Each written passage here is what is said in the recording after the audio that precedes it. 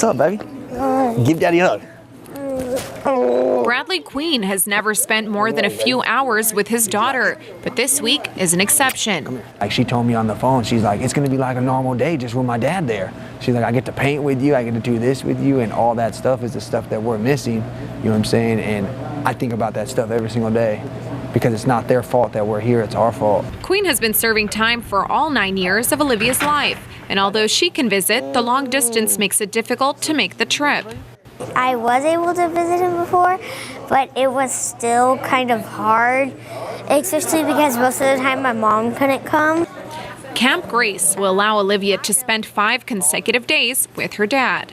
For the 4,000 or so inmates here at Calipatria State Prison, this is what their downtime normally looks like. But for 7 of them, they get to spend quality time with the ones they love. But first, they have to earn it. Queen is one of 7 dads that had to be on his best behavior for an entire year to be eligible for the extended visit. Inside there, unfortunately, there's a lot of violence, a lot of politics. Here, they can be themselves and be a father that they wish they could be on the streets. The maximum security prison can pose a challenge for inmates trying to keep their cool, so the visit creates an incentive, which organizers say makes a safer environment for both prisoners and officers. Because if you didn't have stuff like this to look forward to, you would get mad easier and be fine all the time. But is fighting worth not being able to see your daughter for 5 days? Not at all to me. It's not worth it. I can stay out of trouble for my daughter. It's a real positive experience because it kind of helps the inmates behave while they're here, because if they get any kind of disciplinary, they are not allowed to participate in this program. Place for Grace Executive Director Karen McDaniel says the experience is not only helping the prison system today, but can prevent future incarcerations. Because with 2.5 million kids nationwide with parents in the system, there's a high chance for them to follow in their footsteps. Now what we're learning and what's being recognized is that they need to see their kids and their kids need to see them.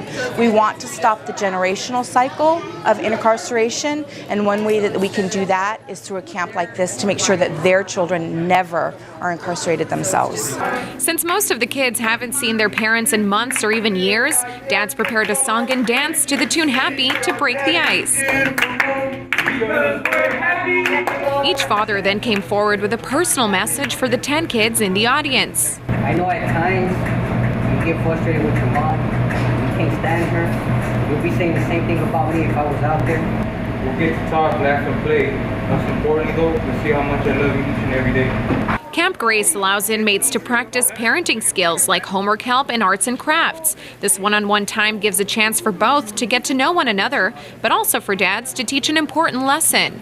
And so they're going to really get strong messages about some of the mistakes that their dads made and why they would never want to be here. This is only the 2nd time in the state of California that the program has been implemented, both times at Calipatria State Prison. McDaniel says that it costs an average of $55,000 each year per California prisoner, so although the week-long camp costs $20,000, McDaniel says it could save the state more money and improve communities in the long run. Despite the possible benefits, the extended visit is not federally or state funded, so the program can only exist through grants and donations. So Place for Grace uses the limited resources they have to fund as many visits they can. Reporting for ABC 5 News in Calipatria, I'm Ella Sugimonian.